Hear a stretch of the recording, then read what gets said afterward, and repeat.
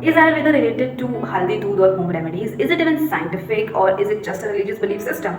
Hey everyone, my name is Nancy, and if you have these type of doubts, these type of myths in your mind, then here's the video for you all. So let's get into the video.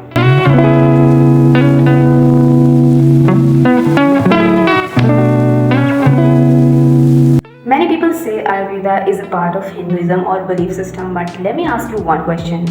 Does science belong to any religion? I guess no. तो आपको आपका answer मिल गया होगा, but थोड़ा और detail में जानते हैं इस चीज़ को, ठीक है.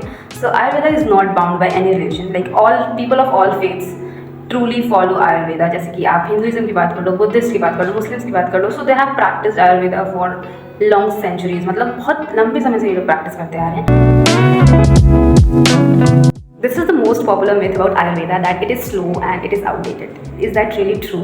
Like Ayurveda is slow in chronic diseases, मैं मानती हूँ, बट chronic diseases क्या होता है? Like लंबे समय से जो diseases चली आ रही हैं उनको ठीक करना. तो जो लंबे समय से चली आ रही हैं उनको ठीक करने में टाइम तो लगेगा ही.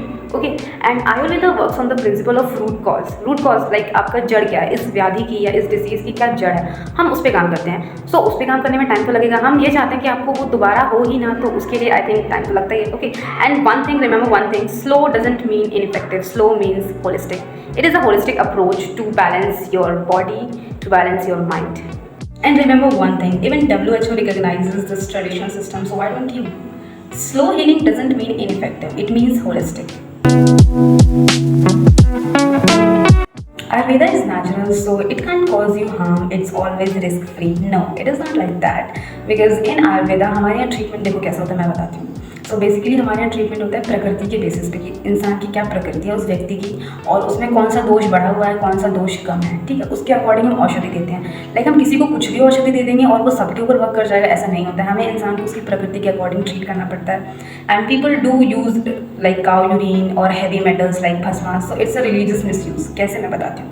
जैसे कि आप विदाउट प्रॉपर नॉलेज कुछ भी गेन कर रहे हो, so it's injurious to your health.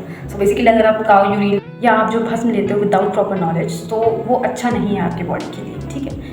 Ayurveda is a science, so it requires proper diagnosis and knowledge. It is not all about faith and religion कि आप कुछ भी मानोगे, कुछ भी सोचोगे और वो कुछ भी हो जाएगा. Okay. So try to understand this thing clearly and properly.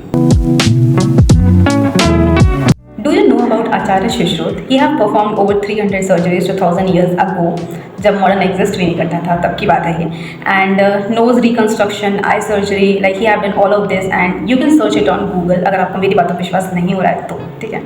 And देखो आयुर्वेद में जो होते हैं सब्जेक्ट्स मैं बता देती हूँ. आयुर्वेद में सब्जेक्ट्स हैं जैसे एनाटॉमी हो गया, फिजियोलॉजी हो गया, फार्माकोलॉजी हो गया, आपका पैथोलॉजी हो गया, and even toxicology. So like if this system, like if this medicine includes like these subjects, तो ये scientific नहीं है. अगर आप बोल रहे हो तो फिर अब क्या हुआ आपको भी पता है, ठीक है. And Ayurveda is not only about superstition and like fake religious beliefs. It is not like that. It is scientific and Ayurveda is a science. Okay. So अगर आपको ये वीडियो अच्छी लगी हो और अगर आपको इसमें से कुछ भी ऐसा लगा हो जो आपको पहले नहीं पता था, so please like share and subscribe कर देना. और इसलिए भी कर देना अगर आपको ऐसे और इनसाइट्स जानने हो from a real BMS student. So please like share and subscribe and comment also. और हाँ, अगला वीडियो बता देना किस चीज़ का नाम है. Thank you for watching this. Bye bye.